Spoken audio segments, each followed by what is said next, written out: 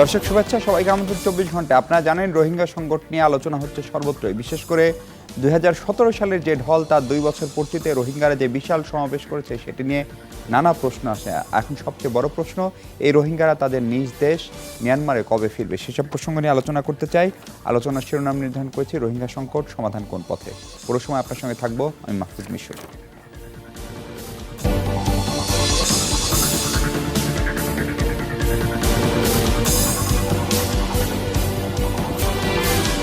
দর্শক, রোহিঙ্গা সংকট সমাধান কোন পথে এই বিষয়ে আলোচনার জন্য আমাদের সঙ্গে আছেন বাংলাদেশের সাবেক নির্বাচন কমিশনার এবং নিরাপত্তা বিশ্লেষক ব্রিগেডিয়ার জেনারেল অবসরপ্রাপ্ত ডক্টর এম সাখাওয়াত হোসেন। আমাদের সঙ্গে আছেন সাবেক রাষ্ট্রদূত কূটনৈতিক বিশ্লেষক জনাব হুমায়ুন কবির এবং আছেন সিনিয়র সাংবাদিক এবং দৈনিক ইত্তেফাকের কূটনৈতিক সম্পাদক জনাব মাইনুল আলম। আপনাদের তিনজনকে স্বাগত আজকের 24 ঘন্টায়। দর্শক, রোহিঙ্গা সংকট নিয়ে আলোচনা করবো আমরা। Brigadier general doctor M Sakhawat Hossain, আপনাকে দিয়ে আলোচনা শুরু করতে চাই। আপনি নিশ্চয়ই খেয়াল করেছেন 25 তারিখে যে এটাকে মহাসমাবেশই বলা উচিত, কারণ ঠিক কত হাজার মানুষ উপস্থিত ছিল সেটি যেরকম একটি বিষয়, তার চেয়ে বড় কথা হচ্ছে সেটি অনেক সুসংগঠিত ছিল এবং সেটি দেখেই বোঝা গেছিল যে এটি পরিকল্পিত ছিল, কারণ তাদের পোশাক এবং তাদের কথাবার্তা, তাদের যে স্ট্যান্ড। এবং এখানে দুটা বার্তা কেউ কেউ পাচ্ছেন। একটা হচ্ছে যে রোহিঙ্গারা যে সংগঠিত হচ্ছে সেই বার্তাটা মিয়ানমার সরকারকে তারা দিতে পেরেছেন কিনা, সেটা হচ্ছে একটি প্রশ্ন।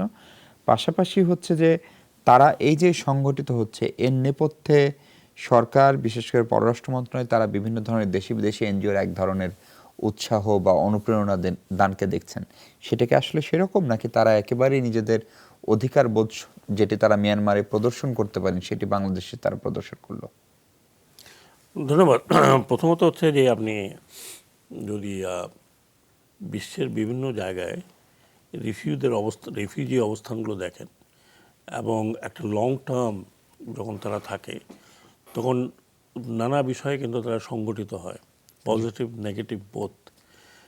এবং সেই সংগঠনটির কারণ হয় তখন তাদের একটা এক ধরনের ডেপ্রিভিয়েশনটা আসে যে আমার এত বছর হয়ে গেল আমি দেশে যেতে পারছি না।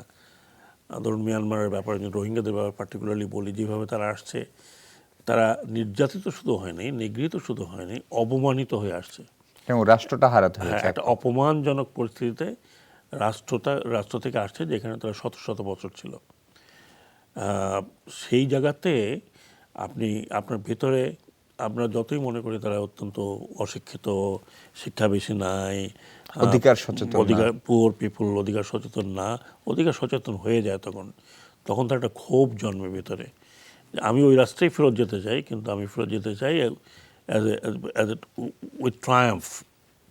হ্যাঁ, আপনি কম্পেয়ার করতে পারেন 1971-এ আমাদের যে মন মানসিকতা ছিল।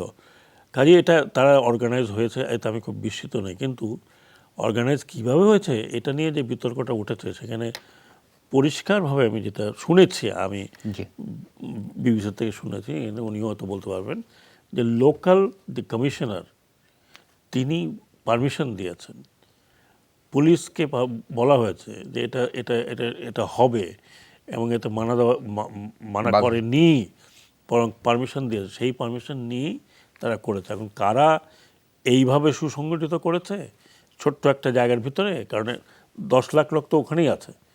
সো তাদেরকে তো বাইরে থেকে আসতে হয়নি, তাদের কোনো কাজ নেই, গাড়ি ঘোড়া করে আসতে হয়নি, তাদের কোনো কাজ নেই।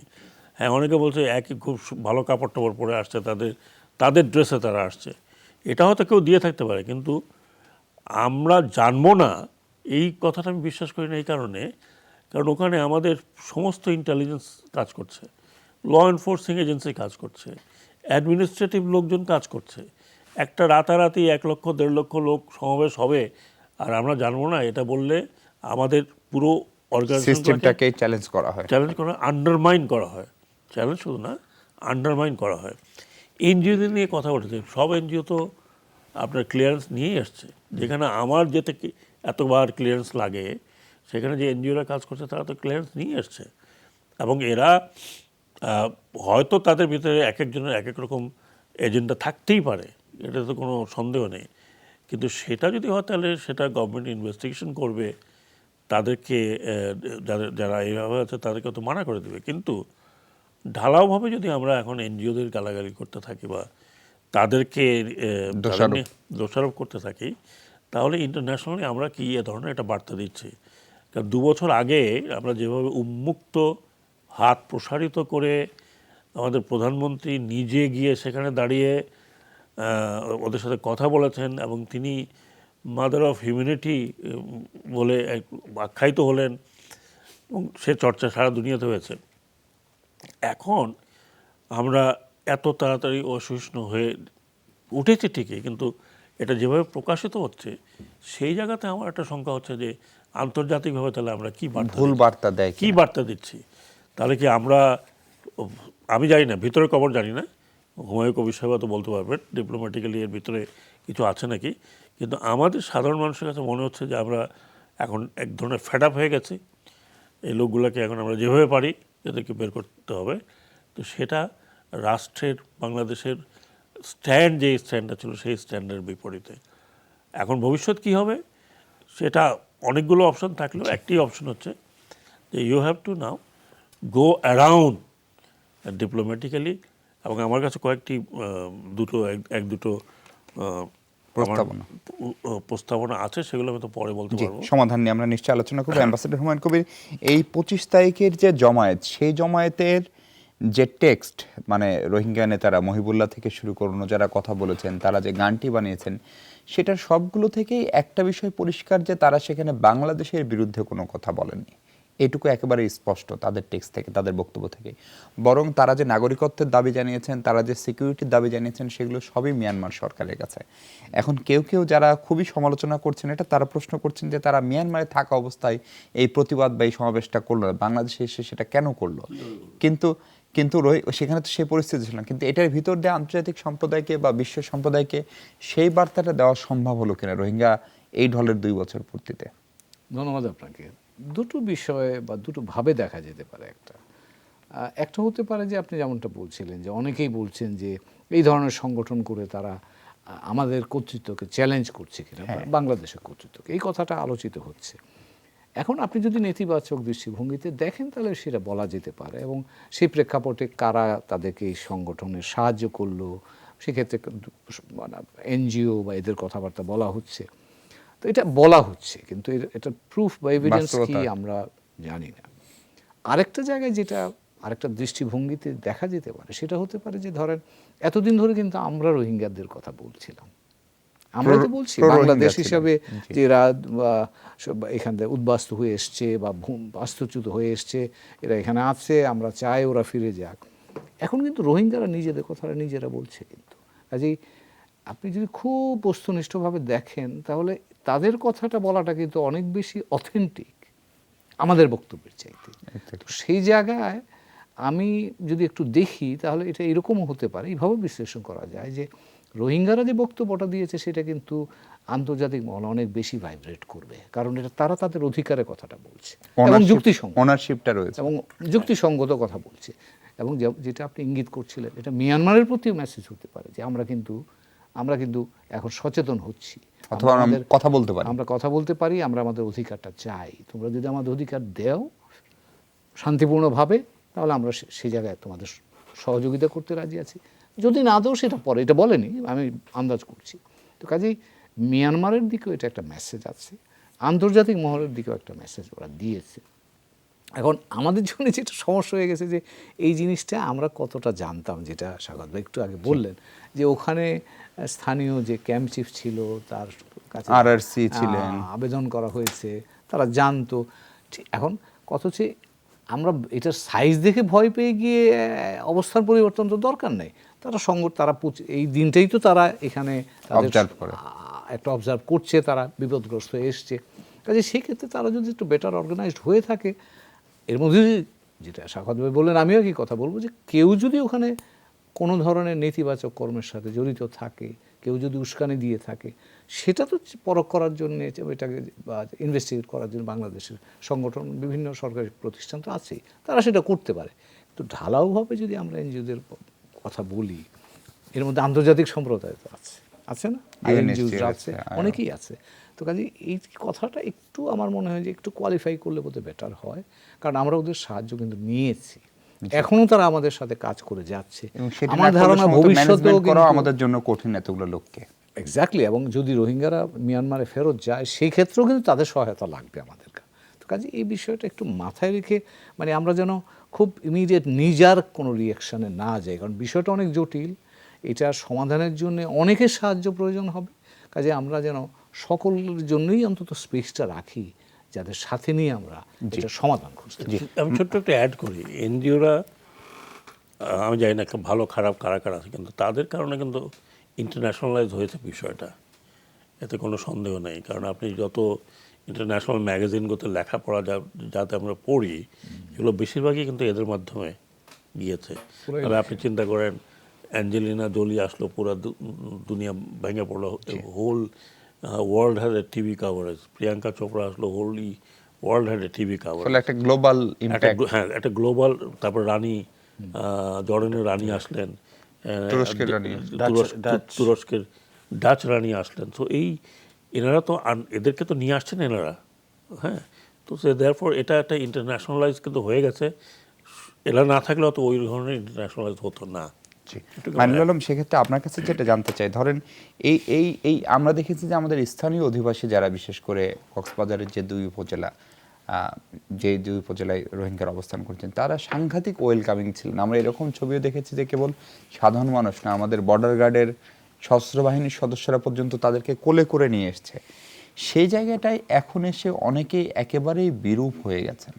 ফলে এই রোহিঙ্গা নিয়ে এক ধরনের, ধরেন প্রথম দিকে আমরা IOM এর সঙ্গে যাব না UNHCR এর সঙ্গে যাব, আমরা কি চীন ভারতকে সঙ্গে নিয়ে থাকবো, নাকি আমরা শুধুমাত্রই পশ্চিমাদের নির্ভর থাকবো। ফলে এই এক ধরনের বিভ্রান্তি তৈরিরও সুযোগ কেউ কেউ নিচ্ছে কিনা এই সংকটটাকে পুঁজি করে। তার আগে একটু 25শে আগস্টের সমাবেশ নিয়ে বলতে চাই। এটা প্রেয়ার মিটিং হিসেবে আয়োজন ছিল, প্রার্থনা। ঠিক 18 সালেও খুবই সংক্ষিপ্ত কিংবা ছোট কলেবরে এ ধরনের হয়েছিল 1 বছর আগে 18 সালে। এবার একটু বড় পরিকল্পিত, এবং এটা বলা হয়েছিল আমরা প্রার্থনা করব, আমরা একটা যারা মারা গেছেন ধর্মীয় আবরণে এটা বলা হয়েছিল। পরে এটা এই রূপ পেয়েছে। এটা একটু জাস্ট অ্যাড করলাম। আর আপনি যেটা বললেন যে 2 বছর আগে যেভাবে সাদরে আমরা এনেছি, বর্ডার খুলে দিয়ে যে পলিসি ছিল, যেভাবে আমরা 11 লক্ষ, মানে 7.5 লক্ষকে আমরা এনেছি, তখন যে পরিস্থিতিটা ছিল, প্রতিদিন আপনার মনে আছে কোনোদিন 30,000 40,000 পর্যন্ত এসছে। আমি একদিন কাউন্ট করলাম, হাইয়েস্ট সকাল থেকে রাত পর্যন্ত খবর নিলাম 43,000 সামথিং একদিনের এন্ট্রি। তো তখন ওইখানে যে পরিবেশ পরিস্থিতি ছিল রাখাইনে, আর আমরা তো খুলে দিলাম, ওখানে যে হত্যাযজ্ঞ, নিধনযজ্ঞ, ক্লিনজিং অপারেশনগুলো হয়েছে অব্যাহতভাবে 25শে আগস্ট থেকে সেপ্টেম্বর, অক্টোবর, নভেম্বরের শুরু পর্যন্ত, তখন আমরা এই পরিস্থিতি দেখলাম। আর আমাদের একটা ধারণা ছিল নভেম্বরের 23 তারিখ চুক্তি হলো, একটা অ্যারেঞ্জমেন্ট হলো দু দেশের মধ্যে দ্বিপাক্ষিক। এরপর আলোচনা হচ্ছে, জয়েন্ট ওয়ার্কিং গ্রুপ বেশ তৎপরতা ছিল, আলোচনা, বিভিন্ন মেকানিজম, মডালিটিস ঠিক করা হলো। তখন একটা ধারণা সবারই ছিল, যেন আপনারা আমার ছিল, যে হয়তো যাওয়া শুরু হবে, একটা শুরু হবে। কিন্তু এই পর্যায়ে এসে তো এখন একটা স্থায়িত্ব রূপ পেয়ে গেছে। 6 মাস আগে আমরা উদ্যোগ নিলাম, ভাষাঞ্চলে নেব, ওখানে 2,500 কোটি টাকা খরচ করলাম রিলোকেট, কারণ এক জায়গায় এত কনসেন্ট্রেটেড, এত ঘনবসতি হয়ে গেছে, রিলোকেট করা সেটাও করা যায়নি। ওই একই কারণে INGO কিংবা মূলত দাতাদের, ডোনারদের ইচ্ছায়, অনাগ্রহ, অসহযোগিতার কারণে। এখন যেখানে এসছে, এখন তো একটা অসহনীয় পরিস্থিতি ধারণ করা, সহ্য করা, সব মিলে এখন সন্ত্রাসী কর্মকাণ্ড হচ্ছে, হত্যা হচ্ছে, অপরাধ হচ্ছে, ড্রাগ ঢুকে পড়েছে, অনেক কিছু হচ্ছে। 70,000 ইতিমধ্যে নতুন জন্মগ্রহণ করেছে, 40,000 সন্তান সম্ভবা নারী আছে, নানান উপসর্গ, ক্রিয়া প্রতিক্রিয়া প্রভাব আসছে। এখন আমরা ধারণ ক্ষমতার, আমরা আমাদের সহ্য ক্ষমতার বাইরে চলে গেছে। এটা একটা স্থায়িত্ব রূপ পাচ্ছে, সাময়িক একটা সংকট। এই সংকটটা যখন দীর্ঘস্থায়ী, আমরা যখন দেখছি যে এটা আগামী 2 বছর, 4 বছর, 10 বছরও স্থায়িত্ব রূপ পেতে যাচ্ছে, তখন আমাদের এই চিন্তাটা, যারা আমাদের সারা দেশের মানুষ আর অন দ্য গ্রাউন্ড যারা কাজ করছে তাদের মধ্যে আছে। আপনার আরেকটি প্রসঙ্গ, যে আমরা কার দিকে যাব, যেখানে যেখানে প্রয়োজন, যাকে যাকে কনভিন্স করা, যে প্রান্তে, পূর্ব দিকে হোক, পশ্চিম দিকে হোক, যেদিকেই হোক, সেটাই করা উচিত।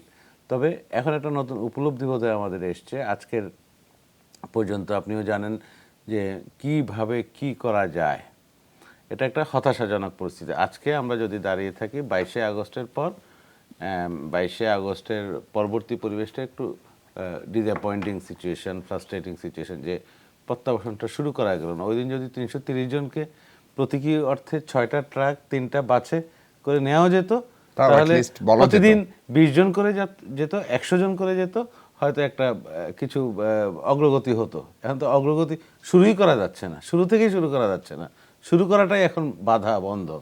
এটার কারণগুলো আমরা সবাই জানি। আপনার সমাধান কোন পথে সেটা কেউই এই মুহূর্তে বলতে পারে না। তবে আমি ব্যক্তিগতভাবে যেটা দেখেছি যে প্রত্যাবাসন যদি প্রথম ফেজ হয়, তারপর হচ্ছে পুনর্বাসন দ্বিতীয় ফেজ। পুনর্বাসনটা প্রত্যাবাসন তখনই সফল হবে যখন পুনর্বাসনটা পূর্ণাঙ্গ মাত্রা হবে।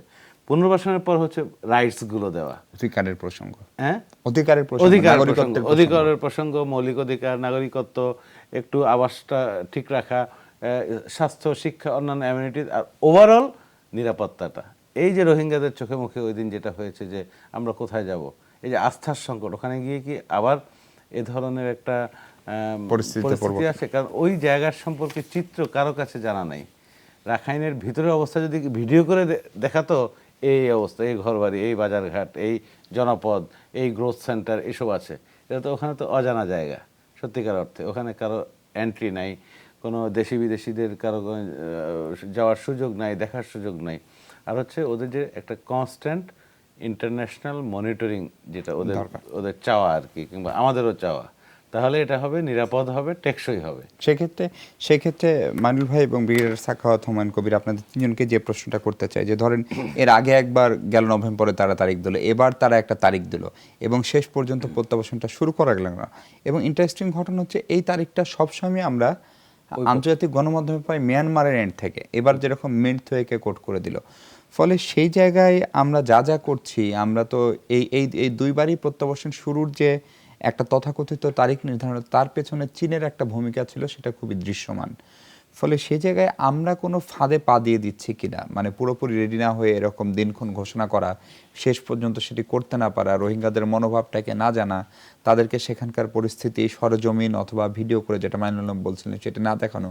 ফলে সেই দায়টার জায়গায় আমাদের আরেকটু ম্যাচিউর ডিপ্লোমেসি অথবা আরেকটু আরেকটু বহুমাত্রিক কূটনীতি শুরু করা দরকার কিনা, সেই প্রসঙ্গে আলোচনা করতে চাই। রোহিঙ্গা সংকট প্রসঙ্গে কথা বলছি আমরা। ডক্টর সাখাওয়াত, আপনার কাছে যে প্রশ্ন ছিল যে এই প্রক্রিয়াটা এরকম জায়গায় যাবে এবং শুরু থেকে আমরা বিষয়টাকে বাইল্যাটারাল একটা অ্যারেঞ্জমেন্ট করলাম, সেটা চীনের বুদ্ধিতে বা পরামর্শে, সেটা খানিকটা বোঝা যায়, সরকার স্বীকার করুক বা না করুক। পরবর্তীতে এবারও যে দিনক্ষণ ঠিক হলো, সেটির সঙ্গেও চীনের উপস্থিতি ছিল, এমনকি 22 তারিখও আমরা দেখেছি সেখানে চীনের দূতাবাসের কর্মকর্তা ছিল। ফলে প্রক্রিয়াটাই কি আমরা কূটনৈতিকভাবে এক ধরনের ভুল করলাম, রোহিঙ্গাদেরকে রেডি না করে এই যে দিনক্ষণ ঠিক করা, সেই দায়টা আসলে আমি শুরু থেকে যদি বলি, আমি হুমায়ুন কবির সাহেব আছেন, উনি এর করবেন কি করবেন না আমি জানি না, বিষয়টা কিন্তু কখনোই বাইল্যাটারাল ছিল না। যেইভাবে রোহিঙ্গাদের উপরে নির্যাতন করা হয়েছে, ইট ওয়াজ এ জেনোসাইডাল অ্যাকশন। যদিও আমি আগেগুলো বাদ দিলাম যে কেন আমরা লক্ষ্য করিনি, একটা জেনোসাইড হয়েছে। ঠিক আছে, এত ইউনাইটেড নেশনসও বলেছে, আমেরিকা বলেছে, এথনিক ক্লিনজিং বলেছে। সেই এথনিক ক্লিনজিং কখনো বায়োলেটারাল ইস্যু হয় না। বায়োলেটারাল ইস্যু আমি যেটা মনে করি, হ্যাঁ আমার সাথে বর্ডারের কনফ্লিক্ট আছে, বর্ডারের সমস্যা আছে, that is a bilateral issue.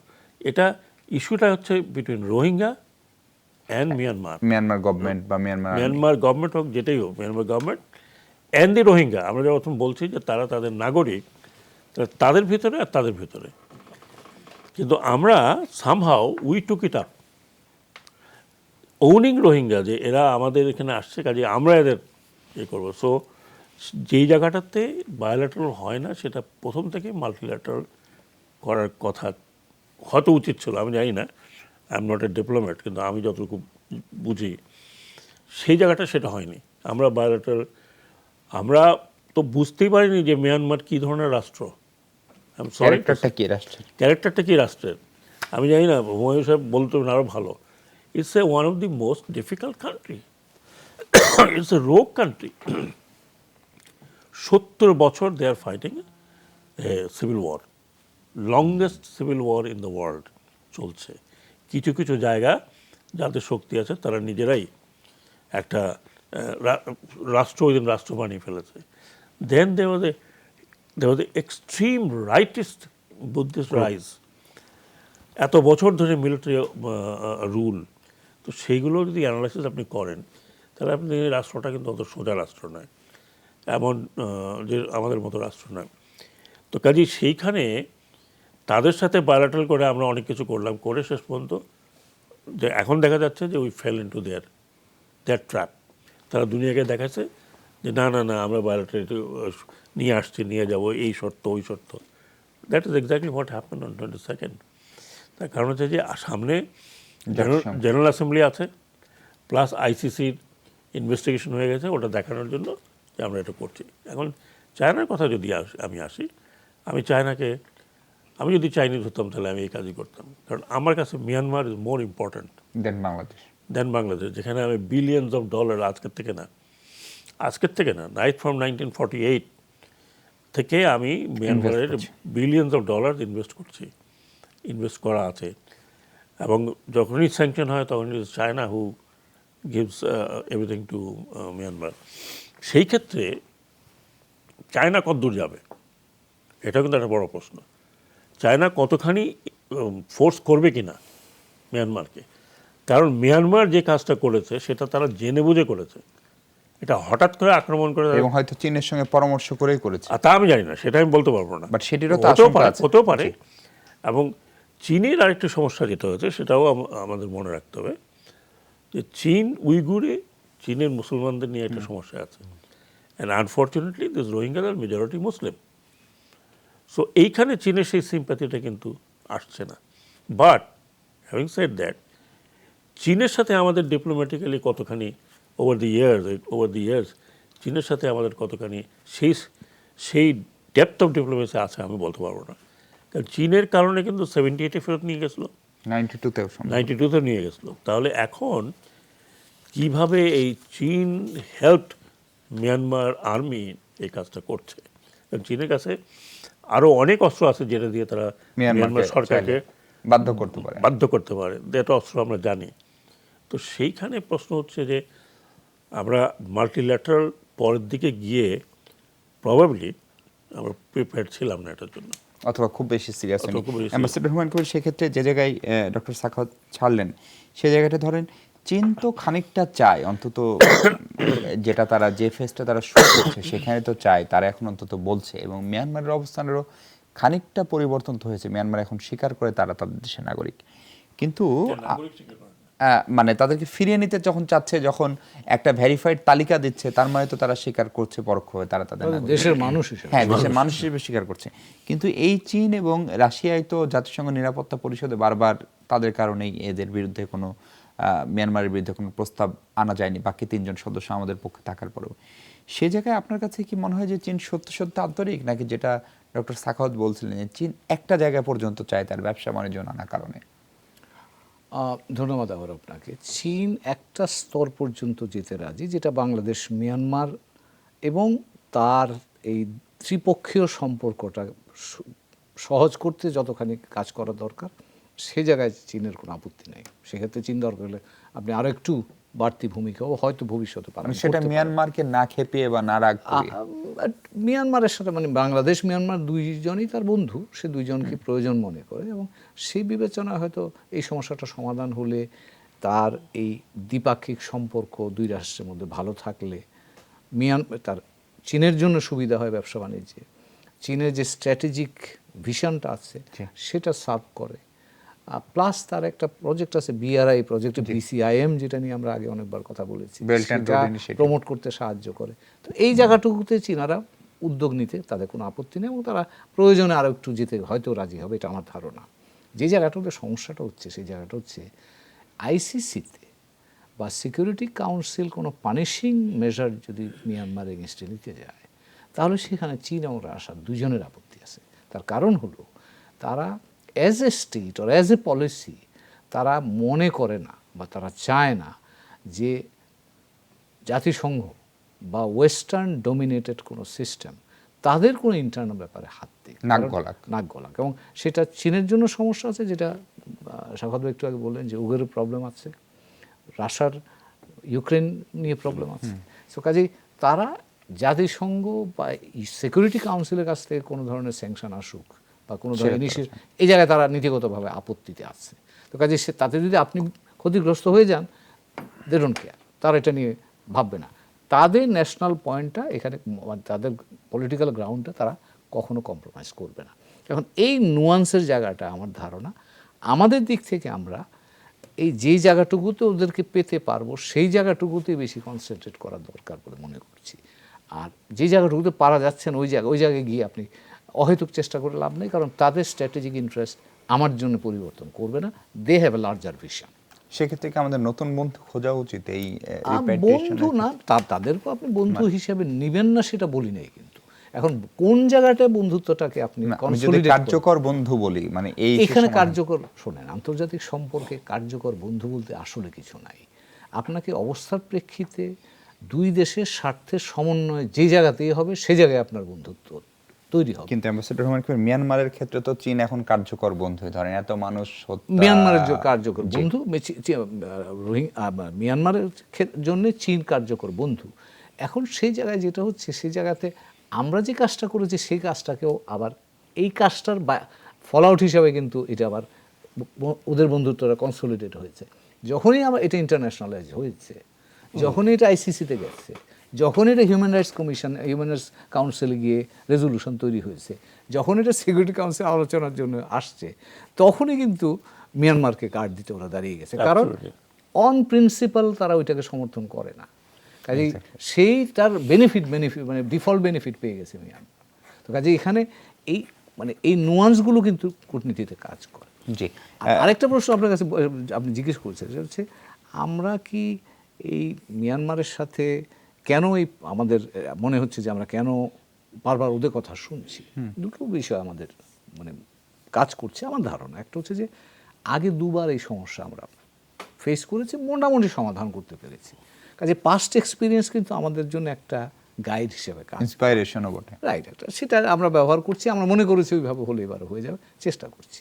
আর আরেকটা সমস্যা আছে, সেটা হচ্ছে যে আমরা কিন্তু বাংলাদেশের পররাষ্ট্রনীতি বলেন বা অন্যান্য বিষয়ে আমরা একটা সরকার কেন্দ্রিকতা আছে আমাদের চিন্তার মধ্যে, এবং সেই ক্ষেত্রে আমরা মিয়ানমার সরকারের সাথেই মনে করি সেটাই প্রায়োরিটি। এবং সাখাওয়াত ভাই একটা প্রশ্ন তুলেছিলেন যে এখানে 82 সাল থেকে এতদিন ধরে বিভিন্ন পর্যায়ে এই রোহিঙ্গা জনগোষ্ঠী কিন্তু নিপীড়িত নির্যাতিত হয়েছে, আমরা কিন্তু কোনো কথা বলি। তার কারণ হচ্ছে আমরা মিয়ানমারের সাথে সম্পর্কের ভিত্তি হিসাবে দেখি মিয়ানমার সরকারের সাথে আমার যদি সম্পর্ক ভালো থাকে তাহলেই সেটা আমার জন্য প্রয়োজনীয়, আমি ওই পর্যন্ত থাকতে চাই, এর নিচে আমি নামতে চাই না। এটা আমাদের বলতে পারেন যে এক ধরনের অ্যাপ্রোচ।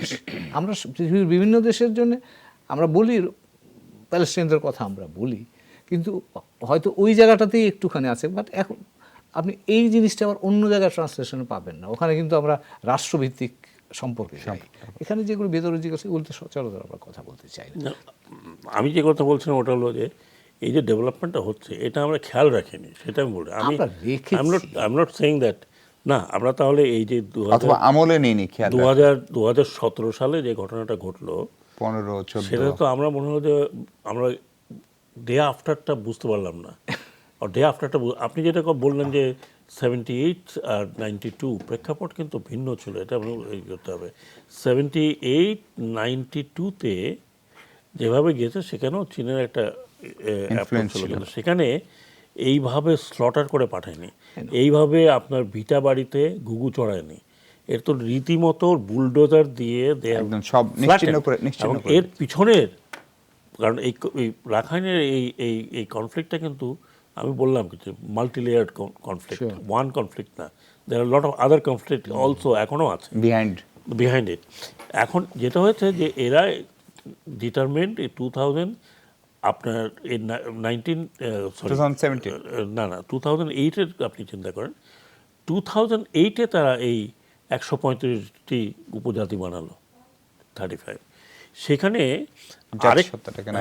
সেখানে সরি আমি একটু আপনার টাইম নিতে, সেখানে আরেকটি ছিল যে যাদেরকে এই ধরনের উপজাতি মানে হিসাবে গ্রহণ করা হয়েছে এবং তাদের মধ্যে মেজরিটি যেগুলো আছে সেখানে যদি 2টা কি 3টা ডিস্ট্রিক্টে if they are majority that particular তাহলে ওই 3টা-4টা ডিস্ট্রিক্ট নিয়ে একটা মোরলেসে স্বায়ত্তশাসিত প্রদেশের মতো থাকে, যেটা 1961-এ UNO রোহিঙ্গাদের ব্যাপারে বলেছিল। মাইউ ফ্রন্টিয়ার ডিস্ট্রিক্ট নামে একটা অ্যানাউন্সমেন্ট হয়েছিল, এটা তৈরিও হয়েছিল, কিন্তু 62-তে বাতিল হলো।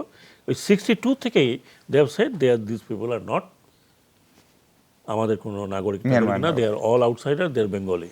এই কারণে আপনি এটা লক্ষ্য করবেন যে এই রোহিঙ্গারা কিন্তু তাদের দাবির মধ্যে তারা রোহিঙ্গা হিসাবে পরিচিত হতে চায়, এটা তাদের বেঙ্গলি জাতিসত্তা। হিসাবে they don't want to go back, জাতিগত ব্যাপার। এবং তারা তাদের ওই জায়গায় যেতে চায়, বিকজ তারা যদি নিজের বাড়ি। তাদেরকে নিয়ে গিয়ে যদি আপনি আবার ক্যাম্পে রাখেন তাহলে ক্যাম্পে তো- রাখেন, তো জিনিসটা কিন্তু অত সহজ আমার কাছে মনে হয় না। না, নিঃসন্দেহে সহজ না। It's very complicated. জি, আমরা তারপর আমি একটু শেষ করে দিলে ওনার জন্য ভালো হবে।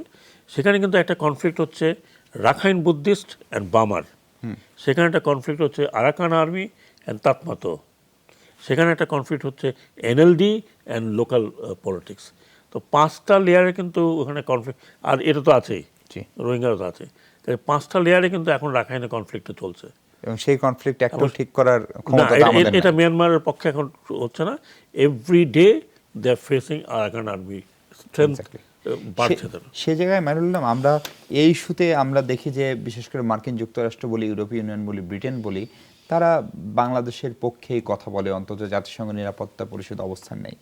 কিন্তু আবার বিপরীতে যখন জাতিসংঘে থেকে এথনিক ক্লিনজিং বলে, এর চেয়ে অনেক ছোট ছোট জাতিগোষ্ঠীর উপরে যেখানে নির্যাতন চলেছে, সেখানে আমরা জাতিসংঘ বা আন্তর্জাতিক সম্প্রদায়ের সাংঘাতিক রকমের প্রতিক্রিয়া দেখি। তার বিপরীতে কিন্তু এই 11 লাখ 12 লাখ বাংলাদেশে, সারা পৃথিবী মিলে 25-26 লাখের মতো এই জনগোষ্ঠী, তাদের বিপরীতে কি আন্তর্জাতিক সম্প্রদায়ের কাঙ্ক্ষিত প্রতিক্রিয়া আমরা কখনো পেয়েছি? এমনকি মিয়ানমারেরও কয়েকজন জেনারেলের বিরুদ্ধে শুধুমাত্র তারা স্যাংশন দিয়েছে, Sanction দিয়েছে। এমবার্গো দিয়েছে, নিষেধাজ্ঞা দিয়েছে। এটা হচ্ছে আপনি যাদের কথা বললেন, বড় শক্তি কিংবা বহুজাতিক প্রতিষ্ঠান পৃথিবীর, আমার মনে হয় এই অঞ্চলে ইস্যুতে এক ধরনের প্রতিক্রিয়া, অ্যাকশন, আবার ইস্তিমুর হইলে আর এক রকম, ইস্তিমির হলে একরকম, পশ্চিম এশিয়া একরকম, অন্যদিকে বসনিয়া হলে আর এক হ্যাঁ। রকম, জি। সুতরাং অঞ্চলে পুরো বিশ্বব্যাপী একটা ব্রড লাইন আপনি খুঁজে পাবেন না, সমান্তরাল একক নীতি, অভিন্ন দৃষ্টিভঙ্গি খুঁজে পাবেন না।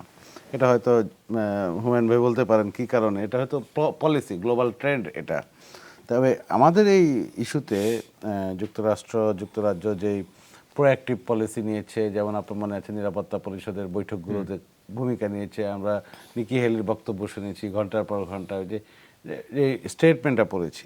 এখন তখন 2017 খুব গরম গরম অবস্থায় তাৎক্ষণিক গ্লোবাল ফ্লাশ আউট হলো যখন, তখন এটা হয়েছে, কিন্তু এটা থিতিয়ে গেছে। আমাকেই তখন বললো যে এটা জানি না কতদিন এই মার্কেটিং হবে, কন্টিনিউ করবে। ঠিকই 18 সালের পর 19 সাল খুব বেশি আর আসেনি। এই মাসে একটা প্রপোজাল আসার কথা, এবার বোধহয় ভুলে গেলাম কোন দেশ, এবার সিকিউরিটি কাউন্সিলের কোনো এক সময় এজেন্ডায় আসতে পারে বলে মনে হয়। তবে এখন এটা আমরা বহুপাক্ষিক কূটনীতি করেছি, অনেকের কথায় দ্বিপাক্ষিক করেছি, বাইলেটারাল অ্যারেঞ্জমেন্ট করেছি, সবগুলো টেস্টই তো করলাম। এখন এই 2 বছর পর এই ফেলিউরের পর বোধহয় নতুন করে ভাবতে হবে, আবার বোধহয় একটা নতুন বড় ধরনের উদ্যোগ নিতে হবে, কর্মকৌশল নিতে হবে। যেমন আজকে একটা আলোচনা হয়েছে সরকারি মহলে যে কি করা যায়, কি করণীয়। এটা ব্যাপক এক্সটেন্সিভ একটা ক্যাম্পেইন বিভিন্নভাবে আন্তর্জাতিক মহলে, কারণ বাংলাদেশ তো একা করতে পারবে না, বাংলাদেশ সবাইকে নিয়ে করতে হবে, বাংলাদেশের সঙ্গে বড় একটা বিরাট প্রেশার থাকতে হবে, তাহলে ওদিক থেকে আসবে। চীন এটা আছে, চীনকে আরও 2 স্টেপ, যেটা বলা হলো যে আরও 2-3 স্টেপ আগাইতে হবে, আগে রিপাট্রিয়েশন করো। এই মুহূর্তে কাজ হচ্ছে ফিরিয়ে নেওয়া, এরপর তুমি বাকি কাজগুলো করো। তা আমাদের কাজ তো এতদিন যেটা দেখেছি যে আইসিসিতে বিচার, দায় দায়িত্ব জবাবদিহিতা আদায় করা, শাস্তি টাস্তি এদিকে যাওয়া, আবার রিপাট্রিয়েশন, আবার ওখানে পুনর্বাসন, অনেক ধরনের টাস্ক আছে এবং বিভিন্ন ধরনের এই কাজগুলো করতে হচ্ছে। তো আমাদের মনোযোগ যদি হয় রিপাট্রিয়েশন শুরু হলো, হয়তো আগামী কিছুদিনের মধ্যে শুরু হবে, প্রতিদিন শত শত হাজার হাজার যাবে, কিছু কিছু যাবে, এই যাওয়া শুরু হলো। যারা 1 মাস আগে গেছে পরে যাবে, আগামী শুরু হওয়ার পর 1 মাস পরে যারা যাবে তারা দেখবে যে ইতিপূর্বে যারা গেছে তাদের অবস্থা কী। এই যে একটা জানাশোনা হয়ে যাবে চিত্র, আমি শুরুতে যেটা বললাম যে একটা পিকচার জানা দরকার, এবং কনফিডেন্সটাও ফেরা দরকার। কনফিডেন্সটা ফেরা দরকার। ওখানে পরিবেশ পরিস্থিতি কি, ওখানে গিয়ে থাকছে, আমার 1 সপ্তাহ আগে যে গেছে তাকে কি ওখানে ভালোভাবে 1 সপ্তাহ কিভাবে কাটালো, এই ব্যাপারটা আমার মনে হয় যে মহিবুল্লাহ সাহেব সহ আরো যারা যারা আছে একটা ডেলিগেশন গিয়ে ঘুরে আসুক। এটা আমাদের কথায় হবে না, চিন্তা ভাবনা পররাষ্ট্রমন্ত্রীও হ্যাঁ, জানিয়েছেন। এটা বাংলাদেশের কথা হবে না। মিয়ানমারকে এখন এইভাবে ডিল করতে হবে যে তোমরা একটু কনফিডেন্স বিল্ডিং মেজার সিবিএম করো, কনফিডেন্স বিল্ডিং, আস্থাটা ফিরিয়ে আনার জন্য ওইটা দেখানো হোক জায়গাটা কি অবস্থা, কি পরিস্থিতি। যদিও মিয়ানমার তো পুরো ব্লক করে রেখেছে, নর্থ রাখাইন তো পুরো কাউকে যেতে দিচ্ছে না, অনেক ঘটনা ঘটেছে, সবাই রেস্ট্রিক্ট করে রেখেছে। এই বিষয়ে একটু জোর দেওয়া দরকার বলে মনে করি জি, এবং সেটি তো গ্লোবাল ক্যাম্পেইন। সেটি তো একটি আপনার ধারণা গেল। সেক্ষেত্রে জাতিসংঘ সাধারণ পরিষদে আমরা প্রধানমন্ত্রীর 5 দফা, যেটি খুবই প্রশংসিত হয়েছিল, আমরা এটির ক্ষেত্রে জাতিসংঘের সাবেক মহাসচিব কফি আনান কমিশনের যে রিপোর্ট সেটি দেখেছি। সুতরাং তাত্ত্বিকভাবে কিন্তু সমাধানের একটা রাস্তাঘাট অন্তত নির্দেশিত ছিল। প্রশ্ন হচ্ছে যে রাস্তাটা আমরা পেলাম প্রধানমন্ত্রীর 5 দফা কিংবা কফি আনান কমিশনের যে রিপোর্ট, সেইটা আমরা গত 2 মাসে আমাদের কূটনৈতিক সিস্টেম, মিয়ানমারের সঙ্গে আমাদের দ্বিপাক্ষিক অথবা মাল্টিল্যাটারাল যে অর্গানগুলো ইউজ করছে, সেগুলো আমরা কতখানি প্রতিফলন ঘটাতে পারলাম, সেই প্রশ্ন, এবং সেখান থেকে আগামী দিনে কি করা যায় সমাধান, সত্যি সত্যি তো সমাধান পেতেই হবে বাংলাদেশকে নিজেদের স্বার্থেই। আমরা সবাই জানি যে এটার সমাধান হচ্ছে এই মিয়ানমারের নাগরিকদেরকে ফেরত পাঠানো, তাদেরকে সেখানে নাগরিকত্ব দেওয়া, কিন্তু সেই প্রচেষ্টাটা মাইনুল আলম 2 বছরে ন্যূনতম সফলতা পেল না, যদি আপনি একদম দৃশ্যমান আউটপুট বলেন। সেক্ষেত্রে এখন কি করা উচিত এটির সমাধানের জন্য? 2 বছরের সমাধান হয়নি, কারণ এটা হওয়ার কথা না, যদিও আমাদের প্রত্যাশা অনেক বেশি। 92 সালে যেটা হয়েছে কত বছর পর হয়েছে, 78-এরটা কত বছর পর হয়েছে। ব্যাপারটা এত দ্রুত সমাধানযোগ্য ব্যাপার না, কারণ দেশটি হচ্ছে মিয়ানমার, এটা ভাবতে হবে যে মিয়ানমার মনে করেন দ্বিপাক্ষিক সম্পর্ক বাংলাদেশের সঙ্গে গত 10 বছর কিংবা গত দশক কিংবা এই ইনফ্লাক্সের আগে কিভাবে চালিয়েছে। বাংলাদেশ 3 পা আগাইছে আর মিয়ানমার 1 পা পিছিয়ে গেছে, এমন ধরনের ব্যাপারও দেখেছি। কারণ এটা মিউচুয়াল এবং এটা সমানে সমানে চাইতে হয় দ্বিপাক্ষিক সম্পর্ক, সুতরাং এটা সহজে হবে না। আর এটা বাংলাদেশের হাতেও না, এই যে রিপাট্রিয়েশন, এই সমাধান বাংলাদেশের হাতেও না। বাংলাদেশ খুব কাজ করতে পারে, এগিয়ে দিতে পারে, কিন্তু সমাধানটা মিয়ানমারের হাতে প্রথমত, দ্বিতীয়ত রেস্ট অফ দ্য ওয়ার্ল্ড, বাকি বিশ্ববাসীর কাছে, বিভিন্ন প্লেয়ারদের হাতে। তো এটার সমাধান কিভাবে হবে, এটা আমার ধারণা যারা সমাধান করার জন্য আছে তারাও এখনো কোনো উপায় খুঁজে পাচ্ছেন না, তারা জানতে পারছেন না কিভাবে কি অগ্রসর হতে পারবে, যারা দায়িত্বে আছে, সরকারি পদে আছে কিংবা নীতি নির্ধারণে আছে। তবে হ্যাঁ, সবাই মিলে এটা করতে হবে এবং এটা আমাদের প্রত্যাশা, যেটা হচ্ছে যে আমরা 2017 আগস্টের পর খুব ভালো একটা ওয়েব তুলেছিলাম বিশ্বব্যাপী। 17 পুরোটা 18 মাস পর্যন্ত বেশ ভালো ওয়েব তুলেছিলাম। আপনি দেখেন যে এই JWG জয়েন্ট ওয়ার্কিং গ্রুপের মিটিংগুলো কিন্তু নিয়মিত হওয়ার কথা, নিয়মিত অনেক গ্যাপ দিয়ে হচ্ছে, 4 মাস 6 মাস 8 মাস পর হচ্ছে। এটা ওরা হয়তো কখনো সাড়া দেয় কিংবা দেয় না, এই মেকানিজমগুলোকে সবসময় অ্যাক্টিভ রাখতে হবে। আরেকটা হচ্ছে এই মুহূর্তে যেহেতু কারণ একটা কেন হচ্ছে না, একটা আস্থার সংকট, এই আস্থাটা ফিরিয়ে আনা দরকার। এটা হচ্ছে আমি ইতিপূর্বে বলেছি, ওই রাখাইনে যেখানে ফিরে যাবে ওই জায়গাটা কি পরিবেশ পরিস্থিতি, ওখানকার বাস্তবতাটা, গ্রাউন্ড পিকচারটা জানা দরকার, জি, এবং জানানো দরকার সবাইকে। এটাই হচ্ছে সেই কাজটা কি মিয়ানমার করবে? ধরেন পররাষ্ট্রমন্ত্রী এরকম প্রস্তাব মিয়ানমারকে দিতে চান যে স্টেক হোল্ডারদের সবাইকে নিয়ে, ধরেন UNHCR, আন্তর্জাতিক বিভিন্ন দাতা গোষ্ঠী প্লাস রোহিঙ্গা নেতৃত্ব যারা, তাদেরকে নিয়ে গিয়ে রাখাইনের পরিবেশটা দেখানোর জন্য তাদের কনফিডেন্স বিল্ড আপ করে। কিন্তু মিয়ানমার কি সেই জায়গায় এখন আছে? আর যদি না থাকে তাহলে এই বোঝা আমরা কতদিন বইব? ধন্যবাদ আপনাকে। আপনি যেমনটা এই যে প্রস্তাবটা আমাদের পররাষ্ট্রমন্ত্রী মহোদয় যেটা দিয়েছেন, এই প্রস্তাবটা নিয়ে আমরা গত মাসে সিঙ্গাপুরে সিভিল সোসাইটি পর্যায়ে আমরা বসেছিলাম। মিয়ানমারের লোকজন ছিল, চাইনিজরাও ছিল, বাংলাদেশ থেকে আমরা কয়েকজন ছিলাম, এবং এটা আমরা দিয়েছিলাম যে কোয়াইটলি আমরা সরকারি পর্যায়ে তো যাওয়া যাবে না, তোমরা চিন্তা করে দেখো আমরা যেতে পারি কিনা, এবং ওই দিক থেকে ওরাও আসতে পারে কিনা, মানে ওদেরও সিভিল সোসাইটির লোকজন এসে এখানে ক্যাম্পে এসে দেখুক রোহিঙ্গারা কি চায়। তাহলে একটা কথা মানে আন্দাজ করা যায় যে ওরা কি হলে যাবে। এখনো পর্যন্ত কিন্তু সেটা কোনো জবাব পাওয়া যায়নি। এবং আপনি যে কথাটা বললেন, তাদের সিভিল সোসাইটি এটা অ্যানসার করেনি না, ওরা তো সরকারের সাথে কথা বলে জানাবে, সেটা এখনো জানায়নি। এখন আপনি যেটা বলছেন, আসলে সবচেয়ে বড় চ্যালেঞ্জ হচ্ছে যে মিয়ানমারের চিন্তা এবং পলিসির মধ্যে পরিবর্তন আপনাকে আনতে হবে। এখন যেটা মইনুল ভাই একটু আগে বলেন, ওটাকে তো নর্থ রাখাইনে আপনি কাউকে ঢুকতে দেন না, কিন্তু কাউকে দেয় না, ইভেন UNHCR-এর লোকজন কেউ ঢুকতে দেয়নি। তো কাজেই এখানে মিয়ানমার এখন যে পলিসিতে আছে, এই পলিসি চেঞ্জ না হলে আপনার গ্রাউন্ড রিয়েলিটিতে আপনি কোনো পরিবর্তন পাবেন না, এটা আমার ধারণা। এবং সেই পরিবর্তন না পেলে এরা আশ্বস্ত হবেও না, এবং তাহলে কিন্তু আমরা একটা স্টেলমেটের মধ্যে পড়ে থাকি। এবং সেই পরিবর্তনটাই এখন যদি করতে হয়, তাহলে আমাদেরকেও নতুন করে, যেটা মইনুল ভাই কথাটা বললেন, যে আমাদেরকে নতুন করে চিন্তা করতে হবে। কারণ আমরা এখনো পর্যন্ত অন্য রাষ্ট্রের আচরণ পরিবর্তনের মতো কোনো উদ্যোগ আমরা নেইনি। কাজে এটা যদি আপনাকে করতে হয় তাহলে আপনার পুরো প্যাটার্ন অফ ওয়ার্ক চেঞ্জ করতে হবে। প্লাস আপনার এনগেজমেন্ট লেভেল, যারা দোজ হু ক্যান হেল্প, ওখানে আপনার এনগেজমেন্ট লেভেল বাড়াতে হবে। কিন্তু এখন যেভাবে ধরেন আমরা যে এনগেজমেন্ট লেভেল, মাননীয় প্রধানমন্ত্রী একবার ভিজিট করেন, মাননীয় প্রধানমন্ত্রী ভিজিট তো 1 দিনের বা 2 দিন বা 3 দিনের বিষয়, তারপরে কি হয়, তারপরে এটা যে ফলো আপ বিল্ড আপ করার কাজটা, এই কাজটা কতখানি হয় এটা মানে বাইরে থেকে বোঝা যাচ্ছে না। এখন এই জায়গাটায় সাস্টেইনড আপনার এফার্ট যদি না থাকে এবং আপনার নুয়ান্সড ডিপ্লোমেসি করতে হবে, যেমন যেটা বললাম, আপনি যদি চীনকে মনে করেন যে আমি 100% চাই, আপনি 100% চীনকে তো পাবেন না। চীন তার ন্যাশনাল ইন্টারেস্টে বেরিয়ে কাজ করবে না, এবং তার কোন জায়গায় ফিয়ারগুলো আছে সেটা কিন্তু বুঝতে হবে আমাকে, বুঝে ওই জায়গায় আমি হাত দেবো না, যাও আমার দরকার নাই। যেই জায়গাটাতে ওকে পাবো সেই জায়গাটা আমাকে আর একটু রিইনফোর্স করতে হবে।